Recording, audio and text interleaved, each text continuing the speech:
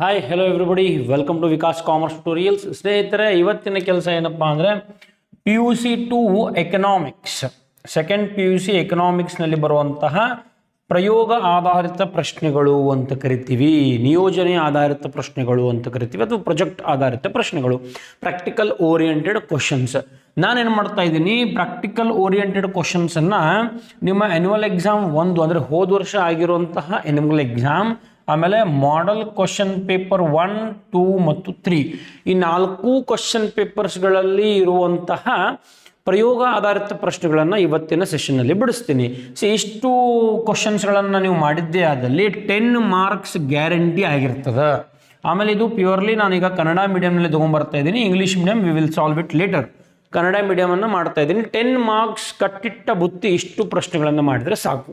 Economics pass is very very simple, 100% ಸುಲಭವಾಗಿ pass ಆಗ್ಬೋದು. ಹಾಗಾಗಿ ಇಷ್ಟು ಪ್ರಶ್ನೆಗಳನ್ನು ಮಾಡಿರಿ ಪ್ರಯೋಗ ಆಧಾರಿತ ಪ್ರಶ್ನೆಗಳಲ್ಲಿ. ಈಗ ಮಿಸ್ಸಿಂಗ್ ಫಿಗರ್ಸನ್ನು ಫೈಂಡ್ ಮಾಡೋದಿರ್ತದೆ, ಸರಾಸರಿ ಆದಾಯ, ಸೀಮಾಂತ ಆದಾಯ, ಒಟ್ಟು ಆದಾಯ, ಇದೊಂದು ಪ್ರಶ್ನೆ ಅದ. ಆಮೇಲೆ ಬೇರೆ ದೇಶಗಳ ನೋಟುಗಳ ಕರೆನ್ಸಿ ಬಗ್ಗೆ ಒಂದು ಪ್ರಶ್ನೆ ಅದ. ಅದಾದ ನಂತರ ಈ ಬಾಳೆಹಣ್ಣು ಮಾವಿನ ಹಣ್ಣಿನ ಬಗ್ಗೆ ಒಂದು ಅದ. ಅದಾದ ನಂತರ ಮಾಸಿಕ ಇದು ಬಜೆಟ್, ನಿಮ್ಮ ಉಳಿತಾಯ ಮುಂಗಡ ಪತ್ರ ಮತ್ತು ಸಮತೋಲಿತ ಮುಂಗಡ ಪತ್ರ, ಈ ರೀತಿ ಒಂದು ಪ್ರಶ್ನೆ ಅದ. ಯಾವ್ಯಾವ ಪ್ರಶ್ನೆಗಳದಾವಲ್ಲ ನಿಮ್ಮ ಕ್ವಶನ್ ಪೇಪರ್ಗಳಲ್ಲಿ, ಈ ಎಲ್ಲ ಪ್ರಶ್ನೆಗಳನ್ನು ನಾವೇನು ಮಾಡೋಣಪ್ಪ ಅಂದರೆ ಇವತ್ತಿನ ಕ್ಲಾಸ್ನಲ್ಲಿ ಸಾಲ್ವ್ ಮಾಡುವಂಥ ಕೆಲಸವನ್ನು ಮಾಡೋಣ. ಇದು ಪ್ರಯೋಗ ಆಧಾರಿತ ಪ್ರಶ್ನೆ 10 ಮಾರ್ಕ್ಸ್ಗೆ ಆಗಿರ್ತದೆ. ತಡ ಮಾಡದೆ ಲೆಟ್ ಅಸ್ ಸ್ಟಾರ್ಟ್. ನೀವು ನಮ್ಮ ಚಾನಲ್ನ ಫಸ್ಟ್ ಟೈಮ್ ನೋಡ್ತಾ ಇದ್ದರೆ ಸಬ್ಸ್ಕ್ರೈಬ್ ನೋಡ್ತಾ ಇದ್ದರೆ ದಯಮಾಡಿ ಸಬ್ಸ್ಕ್ರೈಬ್ ಮಾಡಿ. ಬಿಕಾಸ್ ಇಷ್ಟೆಲ್ಲ ಮಾಡ್ಕೊಂಡು ಬರಬೇಕಾದ್ರೆ ನಮಗೆ ಪ್ರಯತ್ನ ಜಾಸ್ತಿ ಪಡಬೇಕಾಗ್ತದೆ ನಾವು ಕೂಡ. ಹಾಗಾಗಿ ದಯಮಾಡಿ ಸಬ್ಸ್ಕ್ರೈಬ್ ಮಾಡಿ ಅಂತ ಕೇಳ್ಕೊಳ್ತೀನಿ. Let us start. Welcome to Vikas commerce tutorials.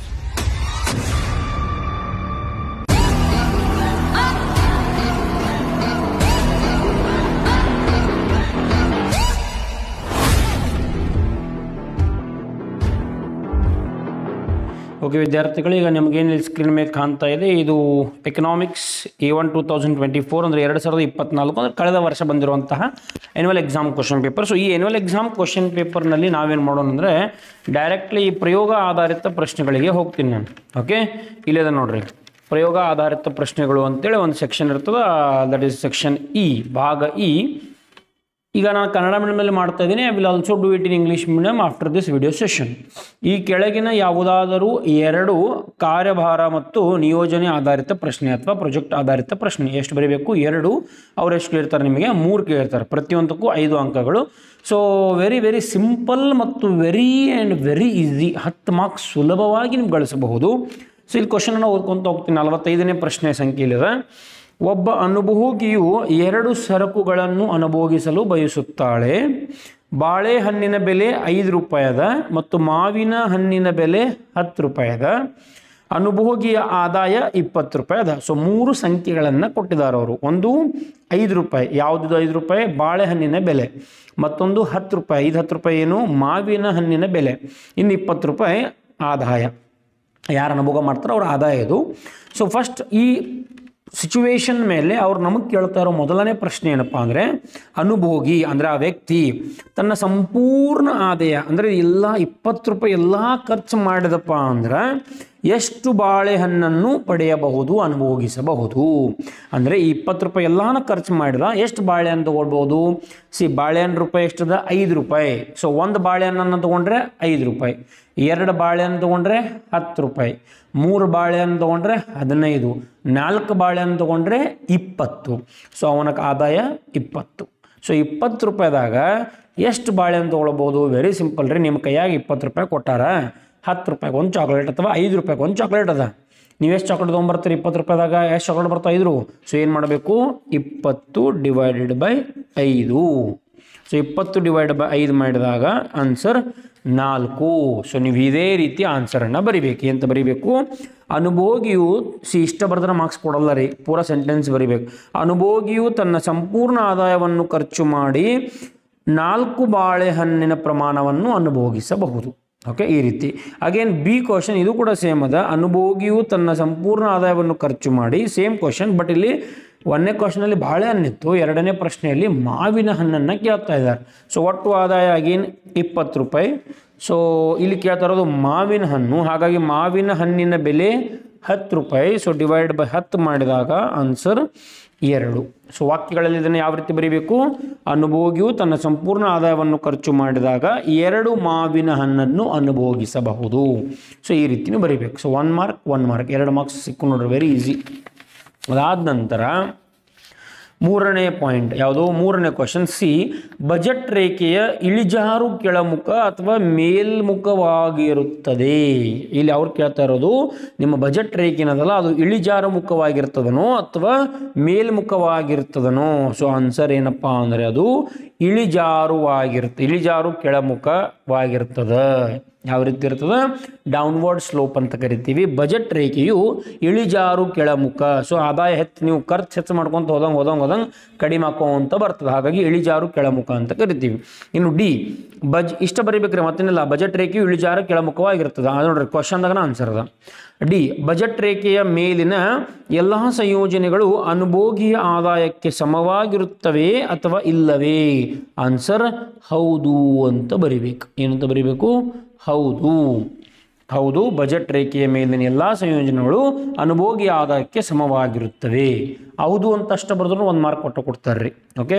Next E, ಬಾಳೆಹಣ್ಣನ್ನು ಹೆಚ್ಚುವರಿಯಾಗಿ ಪಡೆಯಲು ಮಾವಿನ ಹಣ್ಣನ್ನು ಬಿಟ್ಟು ಕೊಡಬೇಕಾ? 20 ರೂಪಾಯಿ ಅಷ್ಟದ ನಿಮ್ಮ ಕಡೆ, ನೀವು ಬಾಳೆಹಣ್ಣನ್ನು ಹೆಚ್ಚು ಪಡಿಬೇಕು, ಹಾಗಾದರೆ ಮಾವಿನ ಹಣ್ಣು ಬಿಡಬೇಕೇನ್ರಿ? S, definitely ಬಿಡಬೇಕ್ರಿ. 20 ರೂಪಾಯಿ ಅಷ್ಟದ ನಿಮ್ಮ ಕಡೆ, ನೀವು ನಿಮಗೆ ಬಾಳೆಹಣ್ಣು ಹೆಚ್ಚಬೇಕು ಅಂದರೆ ಒಂದು ಮಾವಿನ ಹಣ್ಣನ್ನು ತ್ಯಾಗ ಮಾಡಬೇಕು, ಒಂದು ಬಾಳೆಹಣ್ಣನ್ನು ಪಡ್ಕೊಳ್ಬೇಕು. Very simple. ಹಾಗಾಗಿ ಇಲ್ಲೂ ಕೂಡ ಆನ್ಸರ್ ಹೌದು ಅಂತನ ಬರಿಬೇಕು. ಓಕೆ. ಸೊ ಇಷ್ಟು ಮಾಡಿದ್ರೆ 5 ಮಾರ್ಕ್ಸ್ ಸಿಗ್ತದೆ. In coming to next question, ಇಲ್ಲೇನು ಮಾಡಪ್ಪ ಅಂದ್ರೆ ಮಿಸ್ಸಿಂಗ್ ಫಿಗರ್ಸ್ಗಳನ್ನು ಬರಿಬೇಕು. ಕೋಷ್ಟಕದಲ್ಲಿ ಕಾಣೆಯಾದ ಉತ್ಪನ್ನಗಳನ್ನು ಕಂಡುಹಿಡಿಯಿರಿ. Very very easy. ಇದು ಕೂಡ 5 ಮಾರ್ಕ್ಸ್ಗೆ. ಸೇಮ್ ಇದೇ ರೀತಿ ಒಂದು ಟೇಬಲನ್ನು ನೀವು ಹಾಕ್ಕೊಳ್ಬೇಕು ನಿಮ್ಮ ಆನ್ಸರ್ ಶೀಟ್ನಲ್ಲಿ. ಸೇಮ್ ಹಿಂಗೆ ಮಾಡಿರಿ. ಇಲ್ಲೇನು ಡ್ಯಾಶ್ ಕೊಟ್ಟರಲ್ಲ ಅವನಿಗೆ ಖಾಲಿ ಬಿಡ್ರಿ, ಅವ್ನು ತುಂಬ್ಕೊಂತ ಹೋಗ್ಬೇಕು. ಓಕೆ. ಫಸ್ಟ್ ಟೋಟಲ್ ಪ್ರಾಡಕ್ಟನ್ನು ಮಾಡ್ಕೊತ ಹೋಗೋಣ. 1 × 10 10. ಓಕೆನಾ. ಸೊ ಈಗ ಅವ್ರು ಟೋಟಲ್ ಪ್ರಾಡಕ್ಟನ್ನು ಯಾವ ರೀತಿ ಕೊಟ್ಟಿದಾರೋ ಅದು ಡಿಪೆಂಡ್ಸ್ ಅಪಾನ್ ದಿ ಪ್ರತಿ ಘಟಕದ ವೆಚ್ಚ. ಈಗ ಟೋಟಲ್ ಪ್ರಾಡಕ್ಟ್ ಅಂದರೆ ಒಟ್ಟು ಉತ್ಪನ್ನ ಅಂತ ಕರಿತೀವಿ. 10 24 40 ಅದ. 4 ಮತ್ತು 5 ನಂಬರ್ಗೆ ಮಿಸ್ ಆಗ್ತಾ ಇದೆ. ಆಮೇಲೆ ಇಲ್ಲಿ 57 ಅದ. ಹಾಗಾದರೆ ಇದನ್ನು ಯಾವ ರೀತಿ ನಾವು ಕಂಡುಹಿಡಿಬೇಕು ಅಂತ ನೋಡ್ಕೊತ ಹೋಗ್ಬೇಕು. ಫಸ್ಟ್ ನಾವೇನು ಮಾಡೋಣ, ಈ ಸೀಮಾಂತ ಉತ್ಪನ್ನವನ್ನು ಕಂಡುಹಿಡಿಯುವ. ಈಗ 10 - 0 ಸೀಮಾಂತ ಉತ್ಪನ್ನ ಮಾಡಬೇಕಾದ್ರೆ ಆ ಲೈನ್ದಲ್ಲಿರುವಂಥ ನಂಬರ್ ಆಮೇಲೆ ಅದ್ರ ಮೇಲ್ಗಡೆ ಇರೋ ನಂಬರನ್ನು ಮೈನಸ್ ಮಾಡಬೇಕು. 10 - 0 ಆನ್ಸರ್ 10 ಬರ್ತದೆ ರೀ. ಓಕೆ. 24 - 10 14. 40 - 24 ಚೆಕ್ ಮಾಡಿ ನೋಡ್ರಿ ನೀವು ಬೇಕಾದರೆ. 40 - 24 16. ಇಲ್ಲಿ 16 ಅದನ್ನ ಇಲ್ಲೋ. ಸೊ ಹಾಗಾಗಿ ಈ ರೀತಿ ನೀವು ರಿವರ್ಸ್ ಮಾಡ್ಕೊತ ಹೋದರೆ ನಿಮಗೇನು ಸಿಗ್ತದೆ? ಈ ಮಾರ್ಜಿನಲ್ ಪ್ರಾಡಕ್ಟ್ ಸೀಮಾಂತ ಉತ್ಪನ್ನ ಸಿಗ್ತದೆ. ಅರ್ಥ ಆಯ್ತಾ? ಈಗ ನಾವು ಸರಾಸರಿ ಉತ್ಪನ್ನವನ್ನು ಕಂಡುಹಿಡಿಬೇಕು. ಇಲ್ಲಿ ಒಂದು ನಂಬರ್ ಮಿಸ್ ಆಗ್ತಾ ಇದೆ. ಇದನ್ನು ಕಂಡುಹಿಡಿಯೋಕ್ಕಿಂತ ಮುಂಚೆ ಒಟ್ಟು ಉತ್ಪನ್ನಕ್ಕೆ ಮತ್ತೆ ವಾಪಸ್ ಬರ್ತೀನಿ. ಒಟ್ಟು ಉತ್ಪನ್ನವನ್ನು ಯಾವ ರೀತಿ ಕಂಡುಹಿಡಿಬೇಕಪ್ಪ ಅಂದರೆ 40 + 10 ಆ ಕ್ರಾಸ್ ಲೈನ್ಗೆ ಹೋಗಿ ಅದನ್ನು ಪ್ಲಸ್ ಮಾಡಬೇಕು. ಸಿಂಪಲ್ ಟೆಕ್ನಿಕ್ ಇದು. 40 + 10 50. 50 + 6 56. ಓಕೆ. ಸೊ ಈ ಲೈನ್ ಆನ್ಸರ್ ಏನಪ್ಪ ಅಂದರೆ ಇದು 50, ಇದು 56, ಆಮೇಲೆ ಇದು 10, ಇಲ್ಲಿ 14. ಸೀಮಾಂತ ಉತ್ಪನ್ನ 10, ಸೀಮಾಂತ ಉತ್ಪನ್ನ 14, ಒಟ್ಟು ಉತ್ಪನ್ನ 50, ಇಲ್ಲಿ 56. ಯಾಕಿಂದ ಪ್ಲಸ್ ಮಾಡ್ತಾ ಇದೀವಿ ಅಂದರೆ ನೋಡ್ರಿ 40 - 24 16, 50 - 40 10, 56 - 56. ಸೊ ಮೈನಸ್ ಮಾಡ್ಕೊಂತ ಹೋದಾಗ ಕರೆಕ್ಟ್ ಬರಾಯ್ತಿಲ್ಲೋ. ಹಾಗಾಗಿ ಕೆಳಗಡೆಯಿಂದ ಬರಬೇಕಾದ್ರೆ ಪ್ಲಸ್ ಮಾಡ್ಕೊತ ಹೋಗಬೇಕು. Very simple. ಓಕೆ. ಈಗ ನಮಗೆ ಬೇಕಾಗಿರೋದು ಇದೊಂದು ಉಳಿತು ನೋಡ್ರಿ, ಸರಾಸರಿ ಉತ್ಪನ್ನ. ಇದನ್ನು ಯಾವ ರೀತಿ ನಾವು ಫೈಂಡ್ ಮಾಡಬೇಕು? ಈಗ ಒಟ್ಟು ಉತ್ಪನ್ನ 50 ಭಾಗಲೇ 4 ಮಾಡಿದಾಗ ನಿಮಗೆ ಸರಾಸರಿ ಸಿಗ್ತದೆ. ಸರಾಸರಿ ಯಾವಾಗಲೂ ಒಟ್ಟು ಡಿವೈಡೆಡ್ ಬೈ ಇದು ನಂಬರ್ ಆಫ್ ಯೂನಿಟ್ಸ್ ಅಂತ ಕರಿತೀವಿ, ಎಷ್ಟು ಘಟಕಗಳದಾವು ಅಂತೇಳಿ. ಓಕೆ. ಸೊ ಎವರೇಜ್ ಪ್ರಾಡಕ್ಟ್ ಇಲ್ಲಿ ನಮಗೆ ಗೊತ್ತಿಲ್ಲ. ಹಾಗಾಗಿ ಒಟ್ಟು ಉತ್ಪನ್ನ ಅದೇ ಲೈನ್ದಾಗ ಒಟ್ಟು ಉತ್ಪನ್ನ 50 ಅದ. ಸೊ 50 ತಗೊಂಡು ಅದನ್ನು ಡಿವೈಡೆಡ್ ಬೈ 4. ಯಾಕೆ 4ಪ್ಪ ಅಂದರೆ ಆ ಲೈನ್ದಾಗ 4 ಅದ. ಸೊ 50 ಭಾಗಲೇ 4 ಮಾಡಿದಾಗ 12.5. ಸೊ 12.5 ಇದು ನಮ್ಮ ಆನ್ಸರ್. ನೋಡ್ರಿ ಇದು ವೆರಿ ವೆರಿ ಸಿಂಪಲ್ ಅದ. 5 ಬಾಕ್ಸ್ಗಳನ್ನು ಖಾಲಿ ಬಿಟ್ಟಿರ್ತಾರೆ, ಅದನ್ನು ಫೈಂಡ್ ಮಾಡಬೇಕು. ಫಸ್ಟ್ ನೀವು ಯಾವಾಗಲೂ ಸೀಮಾಂತ ಉತ್ಪನ್ನ ಫೈಂಡ್ ಮಾಡಿರಿ, ಮೈನಸ್ ಮಾಡ್ಕೊತ ಹೋಗ್ರಿ. ಮ್ಯಾಗಿಂದ ಒಟ್ಟು ಉತ್ಪನ್ನಕ್ಕೆ ಬರ್ರಿ, ಈ ಕಡೆಯಿಂದ ಹಿಂಗೆ ಕ್ರಾಸ್ ಮ್ಯಾಗ್ ಪ್ಲಸ್ ಮಾಡ್ಕೊತ ಬರ್ರಿ. ಆಮೇಲೆ ಸರಾಸರಿ ಉತ್ಪನ್ನ ಒಟ್ಟು ಉತ್ಪನ್ನ ಡಿವೈಡೆಡ್ ಬೈ ಈ ಫ್ಯಾಕ್ಟರ್ ಇದನ್ನು ತೊಗೊಂಡು ಡಿವೈಡ್ ಮಾಡಿದಾಗ ನಿಮಗೆ ಸರಾಸರಿ ಉತ್ಪನ್ನ ಸಿಗ್ತದೆ. ಈಗ 47ನೇ ಕ್ವಶನ್, ಇದು ವಿಕಲಚೇತನ ವಿದ್ಯಾರ್ಥಿಗಳಿಗೆ ನಿಮಗಲ್ಲ. ಸೊ 47ನೇ ಪ್ರಶ್ನೆಗೆ ಬರ್ತೀನಿ. ವೆರಿ ವೆರಿ ಸಿಂಪಲ್ ಕ್ವಶನ್ ಇದು. ಕರೆನ್ಸಿ ನೋಟ್ಗಳ ಹೆಸರನ್ನು ನೀವು ಬರಿಬೇಕು. USA ಡಾಲರ್ ಅಂತ ಕರಿತೀವಿ, UK ಪೌಂಡ್ ಸ್ಟೆರ್ಲಿಂಗ್ ಅಂತ ಕರಿತೀವಿ, ಜರ್ಮನಿ ಯೂರೋ, ಜಪಾನ್ ಯೆನ್ ಅಂತ ಕರಿತೀವಿ, ಚೀನಾಗ ಏನಂತ ಕರಿತೀವಿ, ರೆಮಿನ್ ಬಿ ಅಂತ ಕರಿತೀವಿ, ಏನು ರೆನ್ಮಿನ್ ಬಿ ಅಂತ ಕರಿತೀವಿ. ಆಮೇಲೆ ಅರ್ಜೆಂಟೀನಾಗೆ ಪೆಸೋ ಅಂತ ಬರ್ತದೆ, UAE ದರ್ಹಾಮ್ ಅಂತ ಬರ್ತದೆ, ಬಾಂಗ್ಲಾದೇಶ್ ಠಾಕಾ, ರಷ್ಯಾ ರೂಬೆಲ್. ಪಾಸ್ ಮಾಡಿ ಅಲ್ಲೇ ನೋಟ್ ಡೌನ್ ಮಾಡಿಕೊಡ್ರಿ. ವೆರಿ ಮತ್ತು ಅಗೇನ್ ಇಷ್ಟು ದೇಶಗಳ ಹೆಸರನ್ನು ಬಿಟ್ಟು ಬೇರೆ ದೇಶದ ಹೆಸರನ್ನು ಅವ್ರು ಕೊಡೋದಿಲ್ಲ. ಸೊ ತಲೆ ಕೆಡಿಸ್ಕೊಳ್ಬೇಡ್ರಿ, ಇಷ್ಟು ಕಂಪಲ್ಸರಿ ಮಾಡಿರಿ. ಸೊ ಇವು 3 ಕ್ವಶನ್ಸ್ಗಳನ್ನು ಶತಾಯಗತಾಯ ನೀವು ಅಭ್ಯಾಸ ಮಾಡಲೇಬೇಕು. ಓಕೆ, ಈಗ ನಾನೇನು ಮಾಡ್ತೀನಿ, ನಿಮ್ಗೆ ಇನ್ನಷ್ಟು ನಂಬಿಕೆ ಬರಲಿ, ಇಂಥವು ಪ್ರಶ್ನೆ ಬರ್ತಾವೆ ಅಂತೇಳಿ ನಂಬಿಕೆ ಬರಲಿ ಅನ್ನೋ ಸಲುವಾಗಿ ಮಾದರಿ ಪ್ರಶ್ನೆ ಪತ್ರಿಕೆನ ತೊಗೊಂಡ್ಬರ್ತಾ ಇದ್ದೀನಿ. 2024-25 ಬರ್ದಾರ ನೋಡ್ರಿ, ಶೈಕ್ಷಣಿಕ ವರ್ಷ 24-25 ಅಂದರೆ ನಿಮಗೆ ಇದೇ ವರ್ಷ ಬಂದಿರುವಂತಹ ಮಾದರಿ ಪ್ರಶ್ನೆ ಪತ್ರಿಕೆಗಳು 3 ಬಂದವ್ರಿ. ಸೊ 3ನೇದು ನಿಮ್ಮ ಮುಂದೆ ತೊಗೊಂಡ್ಬರ್ತಾ ಇದ್ದೀನಿ. ಇಲ್ಲಿ ಇರುವಂತಹ ಪ್ರೊಜೆಕ್ಟ್ ಓರಿಯೆಂಟೆಡ್ ಕ್ವಶನ್ಗೆ ಬರ್ತೀನಿ ನಾನು ಡೈರೆಕ್ಟ್ಲಿ. ನೋಡ್ರಿ, ಇಲ್ಲೂ ಕೂಡ ಸೇಮ್ ಹಂಗದ, ಇದೇ ನಾವೇನು ಸಾಲ್ವ್ ಮಾಡಿದ್ವಿ ಅದ ಹೌದಾ. ಕೆಳಗಿನ ಯಾವುದಾದ್ರೂ 2 ಕಾರ್ಯಭಾರ ಮತ್ತು ನಿಯೋಜನೆ ಆಧಾರಿತ ಪ್ರಶ್ನೆ. ಅನುಭೋಗಿ 2 ಸರಕನ್ನು ತಗೋತಂದ್ರೆ 1 ಸರಕಿನ ಬೆಲೆ 10 ರೂಪಾಯಿ, ಮತ್ತೊಂದು ಸರಕಿನ ಬೆಲೆ 20. ಅಲ್ಲಿ ಬಾಳೆಹಣ್ಣು ಮತ್ತು ಮಾವಿನ ಹಣ್ಣು ತಿಂತು. ಇಲ್ಲಿ X1 ಮತ್ತು X2 ಅಂತ ಕೊಟ್ಟಾರ್ರಿ. 80 ರೂಪಾಯಿ ಅವನ ಆದಾಯದ. ಅನುಭೋಗಿ ತನ್ನ ಸಂಪೂರ್ಣ ಆದಾಯವನ್ನು ಖರ್ಚು ಮಾಡಿದ X1. ಈಗ ಆದಾಯ ಎಷ್ಟು? 80. ಸೊ 80 ಡಿವೈಡೆಡ್ ಬೈ X1 ಸರಕಿನ ಬೆಲೆ 10. So 80 divide by 10 answer 8. So 8 ಬರಿಬೇಕ್ರಿ. ಇಲ್ಲಿ ಸೇಮ್ X2 ಬಗ್ಗೆ ಮಾತಾಡ್ತಾ ಇದ್ದಾರೆ. ಸೊ 80 ಡಿವೈಡ್ ಬೈ X2 ಬೆಲೆ ಎಷ್ಟು? 20. ಸೊ 80 ಡಿವೈಡ್ ಬೈ 20 ಎಷ್ಟಾಗ್ತದೆ?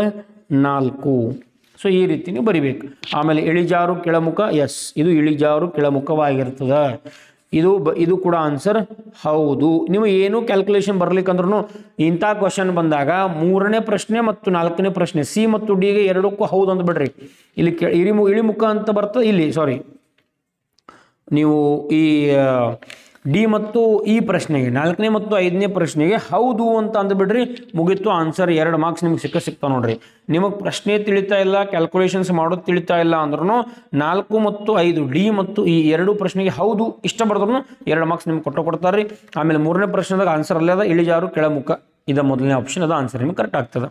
ಓಕೆ, ಈಗ ನೆಕ್ಸ್ಟ್ ಇಲ್ಲಿ ಬರ್ತೀನಿ. ಇಲ್ಲಿಯೂ ಕೂಡ ಸೇಮ್ ನಾವು ಇದೇ ಈಗ ಮಾಡಿದಂತಹ ಪ್ರಶ್ನೆಗಳನ್ನು ನಾವು ಮಿಸ್ಸಿಂಗ್ ಫಿಗರ್ಸನ್ನು ಫೈಂಡ್ ಮಾಡಬೇಕು, ಕಾಣೆಯಾದ ಉತ್ಪನ್ನಗಳನ್ನು ಕಂಡುಹಿಡಿಬೇಕು. ಅಗೇನ್ ನಾನು ಹೇಳಿದ್ದೀನಿ ಸೀಮಾಂತ ಉತ್ಪನ್ನದಿಂದ ಸ್ಟಾರ್ಟ್ ಮಾಡೋಣ.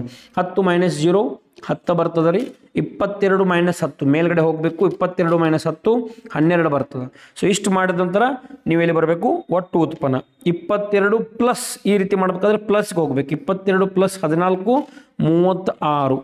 36, 36 + 8 44, 44 + 6 50. ಐತಿಲ್ರಿ ಕರೆಕ್ಟ್ 50. ಓಕೆ, ಈಗ ಸರಾಸರಿ ಉತ್ಪನ್ನ ಯಾವ ರೀತಿ ಕಂಡುಹಿಡಿಬೇಕು? ಒಟ್ಟು ಉತ್ಪನ್ನ 22. ಸೊ 22 ಡಿವೈಡೆಡ್ ಬೈ 2, ಬಿಕಾಸ್ ಆನ್ಲೈನ್ದಾಗ 2 ಅದ. ಸೊ 22 ಡಿವೈಡ್ ಬೈ 2 ಮಾಡಿದಾಗ ಆನ್ಸರ್ ಬರೋದು 11. ಇದು ನಿಮ್ಮ ಸರಾಸರಿ ಉತ್ಪನ್ನ ಆಗಿರ್ತದೆ. ಓಕೆನಾ? ಈ ರೀತಿ ಕ್ಯಾಲ್ಕುಲೇಟ್ 5 ಮಾರ್ಕ್ಸ್ ನಿಮಗೆ ಸಿಂಪಲ್ ಆಗಿ ಫ್ರೀ ಆಗಿ ಸಿಗ್ತಾವೆ. ಅಗೇನ್ ಸೇಮ್ ನೋಡ್ರಿ, ಅವ ದೇಶಗಳಲ್ಲಿ USA dollar, UK sterling, pound sterling, Germany euro, Japan ಯೆನ್ ಅಂತ ಕರಿತೀವಿ, ಚೈನಾ ರೆಮ್ನಿಬಿ ಅಂತ ಕರಿತೀವಿ, ಅರ್ಜೆಂಟೀನಾ ಪೆಸೋ, UAE ದರ್ಹಾಮ್ ಅಂತ ಕರಿತೀವಿ, ರಷ್ಯಾ ರೂಬೆಲ್ ಅಂತ ಕರಿತೀವಿ, ಬಾಂಗ್ಲಾದೇಶ್ ಠಾಕಾ ಅಂತ ಕರಿತೀವಿ. ಸೊ ಈ ರೀತಿ ನೀವೇನು ಮಾಡಬೇಕಪ್ಪ ಅಂದರೆ ಈ ದೇಶಗಳ ಕರೆನ್ಸಿಗಳನ್ನು ಬರಿಬೇಕಾಗ್ತದೆ. ಇನ್ನು ನಾನು 2ನೇ ಮಾಡೆಲ್ ಕ್ವಶನ್ ಪೇಪರ್ಗೆ ಬರ್ತೀನಿ. ಓಕೆ, ಇದು 3ನೇ ಮಾಡೆಲ್ ಕ್ವಶನ್ ಪೇಪರ್, ಮಾದರಿ ಪ್ರಶ್ನೆ ಪತ್ರಿಕೆ 2, 24-25ನೇ ಶೈಕ್ಷಣಿಕ ವರ್ಷ. ಅಗೇನ್ ಇಲ್ಲಿ ಕೂಡ ನಾವು ಡೈರೆಕ್ಟ್ಲಿ ಪ್ರಯೋಗ ಆಧಾರಿತ ಪ್ರಶ್ನೆಗೆ ಬರ್ತೀನಿ. ಡೈರೆಕ್ಟ್ ಇಲ್ಲಿ ಯಾವ ರೀತಿ ಕೊಟ್ಟಾರಂತ ನೋಡ್ಕೋಂತ ಹೋಗುವ. ಓಕೆ, ಹಾಂ, ಇಲ್ಲದ ನೋಡ್ರಿ, ಇಲ್ಲೂ ಕೂಡ ಅದೇ ರೀತಿ ಸೇಮ್ ಅದ. 41ನೇ ಪ್ರಶ್ನೆ, ಎ ಬೆಲೆ 20 ರೂಪಾಯಿ ಅದ, ಬಿ ಬೆಲೆ 40 ಅದ, 200 ರೂಪಾಯಿ ಅದ. ಈಗ ಅದನ್ನೆಲ್ಲ ಮಾಡೋಕ್ಕಿಂತ ಮುಂಚೆ ನೀವೇನು ಮಾಡಿರಿ, 4ನೇ 5ನೇ ಪ್ರಶ್ನೆಗೆ ಹೋಗ್ರಿ, ಎಸ್ ಅಂತ ಬರೆದು ಬಿಡೋದ್ರಿ, ಮುಗಿದ್ರಿ. ಹೌದು ಅಂತಲೇ ಬರೆಯೋದು. ಆಮೇಲೆ ಇಲ್ಲಿ ಆನ್ಸರ್ ಇಳಿಜಾರು ಕೆಳಮುಖವಾಗಿರ್ತದೆ, ಮುಗೀತು ನೋಡ್ರಿ. ಇವಾಗ 3 ಮಾರ್ಕ್ಸ್ ನಿಮ್ಗೆ ಪುಕ್ಕಟ ಸಿಕ್ಬಿಟ್ಟಂಗೆ ಅಕ್ಕಾವು ಕ್ವಶನ್ದಾಗನ ಆನ್ಸರ್ ಅದಾವೆ. ಓಕೆ, ಸೊ ಈಗ ತನ್ನ ಸಂಪೂರ್ಣ ಆದಾಯ ಎ ಬಗ್ಗೆ ಆತನ ಸಂಪೂರ್ಣ ಆದಾಯ 200. ಸೊ 200 ಡಿವೈಡೆಡ್ ಬೈ ಎ ಬಗ್ಗೆ ಹೇಳಾಕತ್ತಾನ. ಎ ಎಷ್ಟದ 20. ಸೊ ಈ 2 0 0 ಹೋಯ್ತ್ರಿ 10 ರೂಪಾಯಿ. ಎಷ್ಟು 10. ಅಗೇನ್ ಸೇಮ್ ಇಲ್ಲಿಯೂ ಕೂಡ ಹಂಗೆ ಆಗ್ತದೆ. ಬಿ ಬಗ್ಗೆ ಕೇಳ್ತಾ ಇದ್ದಾನೆ. ಸೊ 200 ಡಿವೈಡೆಡ್ ಬೈ ಬಿ ಎಷ್ಟದ ಬಿ ಬೆಲೆ 40. ಸೊ 200 ಡಿವೈಡೆಡ್ ಬೈ 40 ಮಾಡಿದಾಗ ಆನ್ಸರ್ ಸಿಗೋದು 5. ಓಕೆ, ಈ ರೀತಿ ಮಾಡಿದ್ರೆ 5 ಮಾರ್ಕ್ಸ್ ನಿಮಗೆ ಫ್ರೀಯಾಗಿ ಸಿಕ್ಕಂಗೆ ಹಾಕವ್ರಿ. ಇನ್ನು 42ನೇ ಪ್ರಶ್ನೆ ಹೇಗೇನು ಇಲ್ಲಿ ಇದಿಲ್ಲ, ಏನೋ ಬಿಟ್ಟು ಬರೆಯುವಂಥದ್ದಿಲ್ಲ, ಏನೋ ಕಾಣದಂಥ ಉತ್ಪನ್ನಗಳನ್ನು ಹುಡುಕುವಂತಹ ಕೆಲಸ ಇಲ್ಲ.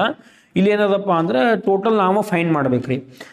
ಕೋಷ್ಟಕದಲ್ಲಿ ಕೊಟ್ಟಿರುವಂಥದ್ದನ್ನು ಸರಕಿನ ಪ್ರತಿ ಘಟಕದ ಬೆಲೆ 20 ರೂಪಾಯಿ ಪರ್ ಯೂನಿಟ್ 20 ರೂಪಾಯಿ ಅದ. ಹಾಗಾಗಿ ನಾವೇನು ಫೈಂಡ್ ಮಾಡಬೇಕು, ಒಟ್ಟು ಆದಾಯ, ಸೀಮಾಂತ ಆದಾಯ, ಸರಾಸರಿ ಆದಾಯ. ಇದು ಹೊಸ ಪ್ರಶ್ನೆ ನೋಡ್ರಿ, ಇದು ಹಳೆ ಪ್ರಶ್ನೆಗಳಲ್ಲಿ ಎಲ್ಲೂ ಇಲ್ಲ. ಹಾಗಾಗಿ ಇದನ್ನು ಯಾವ ರೀತಿ ಮಾಡಬೇಕು, 50 ಒಟ್ಟು ಇದೇನು ಉತ್ಪನ್ನದ ಪ್ರತಿ ಉತ್ಪನ್ನದ ಘಟಕದ 50 ರೂಪಾಯಿ ಅದ. ಸೊ ನಾವೇನು ಮಾಡಬೇಕು, ಪ್ರತಿಯೊಂದಕ್ಕೂ 50 ಮಲ್ಟಿಪ್ಲೈ ಮಾಡ್ಕೊಂತ ಹೋಗ್ಬೇಕ್ರಿ. 0 × 50 0ನ ಆಗ್ತದೆ.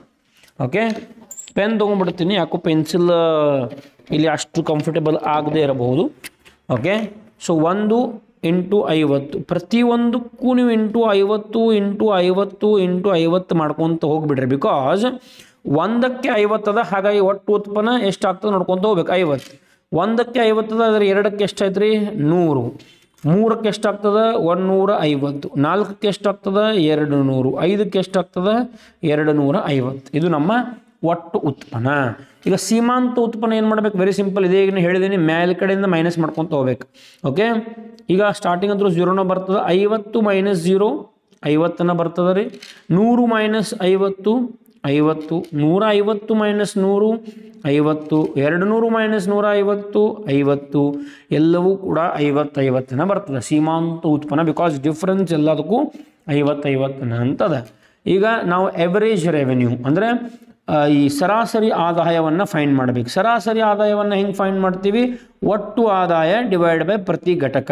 ಒಟ್ಟು ಆದಾಯ 50 divide by 1 50, 100 divide by 2 50, 150 divided by 3 50. ಇದು ಎಲ್ಲವೂ ಕೂಡ 50 50 ಅಂತಲೇ ಬರ್ತದೆ ನೋಡಿರಿ. ಎಷ್ಟು ಸಿಂಪಲ್ ಅದ. ಇದಕ್ಕೂ ಕೂಡ ನಿಮಗೆ ಫ್ರೀಯಾಗಿ 5 ಮಾರ್ಕ್ಸ್ ಸಿಗ್ತದೆ.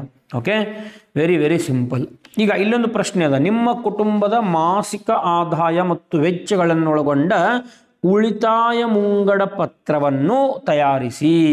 ಸೊ ಏನು ಮಾಡಂತ ಹೇಳಕತ್ತಾರ ಅಂದರೆ ಆದಾಯ ಮತ್ತು ವೆಚ್ಚ ಅಂತ ನೀವು ಬಿಡಿಸ್ಬೇಕು. ಇದು ಹೊಸ ಪ್ರಶ್ನೆ. ಇದು ಕೂಡ ಬಹಳಷ್ಟು ಸಲ ಎಲ್ಲಿ ಎಕ್ಸಾಮ್ ಕೇಳಿದೆ, ಬಟ್ ಮಾದರಿ ಪ್ರಶ್ನೆ ಪತ್ರಿಕೆ ಕೇಳ್ತಾ ಇದ್ರೆ ಲೈಟಾಗಿ ತಗೊಳ್ಳೋಂಗಿಲ್ಲ. ನಾನು ಮಾಡ್ತೀನಿ ನೋಡ್ರಿ ಯಾವ ರೀತಿ ಸಾಲ್ವ್ ಮಾಡಬೇಕು ಅಂತ. ಒಂದು ಕಡೆ ಆದಾಯ ಅಂತ ನೀವು ಬರ್ಕೊಳ್ಬೇಕು, ಮತ್ತೊಂದು ಕಡೆ ವೆಚ್ಚ ಅಂತ ಬರ್ಕೊಳ್ರಿ. ಓಕೆ, 2 ಕಾಲಮ್ಗಳನ್ನು ಮಾಡಿರಿ. ಒಂದ್ಸರಿ ನೀವು ಸಿಸ್ಟಮೆಟಿಕ್ ಮಾಡ್ಕೊಳ್ರಿ. ಓಕೆನಾ? ಓಕೆ, ಸೊ ಈಗ ಆದಾಯದಾಗ ಏನೇನು ಬರ್ಕೊಳ್ಬಹುದು, ನಾವು ಯಾವೆಲ್ಲ ಐಟಮ್ಸ್ಗಳನ್ನು ನಿಮ್ಮ ಆದಾಯ ಗುಂಪಿನಲ್ಲಿ ಆ್ಯಡ್ ಮಾಡಬಹುದು ಅಂತೇಳಿ ನೋಡ್ಕೋಂತ ಹೋಗುವ. ಈಗ ಆದಾಯ ಅಂದಾಗ ಏನಾಗ್ತದೆ, ರೆಂಟ್ ಬರಬಹುದು. ರೆಂಟ್ ಅಂದರೆ ಈ ಬಾಡಿಗೆ ಅಂತ ಕರಿತೀವಿ, ಅದು ಬರೀಬಹುದು. ಸೊ ಬಾಡಿಗೆ ಅಂತ ಬರಿತೀನಿ. ಅದಾದ ನಂತರ ಕೃಷಿ ಚಟುವಟಿಕೆಗಳಿಂದಲೂ ಕೂಡ ನಿಮಗೆ ಏನು ಸಿಗ್ಬೋದು, ಆದಾಯ ಆಗಬಹುದು. ಅದಾದ ನಂತರ ಸ್ಯಾಲರಿ ಅಂದರೆ ಸಂಬಳ, ಸೊ ಸಂಬಳನೂ ಆಗಬಹುದು. ಅದಾದ ನಂತರ ಬಡ್ಡಿ. ಒಂದು 5 ಐಟಮ್ ಬರೀರಿ, ಬಿಕಾಸ್ ಇದು 5 ಮಾರ್ಕ್ಸ್ಗೆ ಇರೋದ್ರಿಂದ ನೀವು 5 ಐಟಮ್ಗಳನ್ನು ಬರೀಬಹುದು. ಆಮೇಲೆ ಮತ್ತೇನು ಬರೀಬೋದು ನೋಡ್ರಿ, ಬಾಡಿಗೆ ಬರೆದ್ವಿ, ಸಂಬಳ ಅಂತ ಬರೆದ್ವಿ, ಕೃಷಿಯಿಂದ ಬಂದಂತಹ ಆದಾಯ, ಬ್ಯಾಂಕ್ನಲ್ಲಿ ಇಟ್ಟಿರೋವಂಥದ್ರಿಂದ ಬಂದಂಥ ಆದಾಯ, ಆಮೇಲೆ ಇತರೆ ಆದಾಯ ಅಂತಲೂ ನೀವು ಬರ್ಕೊಳ್ಬಹುದು. ಸೊ ಈಗ ಇದಕ್ಕೊಂದು ರ್ಯಾಂಡಮ್ಲಿ ಅಮೌಂಟ್ ಬರ್ಕೊತ ಹೋಗೋನು. 5,000, 2,000, ಆಮೇಲೆ ಮತ್ತೊಂದು 5,000 ಬರಿತೀನಿ, 3,000, ಆಮೇಲೆ 4,000. ಸೊ ಇದನ್ನು ಟೋಟಲ್ ಮಾಡಬೇಕು ನಾವು. ಟೋಟಲ್ ಅಂದರೆ ಒಟ್ಟು ಆದಾಯ ಎಷ್ಟು ಆಗ್ತದೆ ಅಂತ. 5 + 2 7, 7 + 5 12, 15, 15 + 4 19. ಸೊ ನಮ್ಮ ಒಟ್ಟು ಆದಾಯ 19,000 ಆಗ್ತಾ ಇದೆ.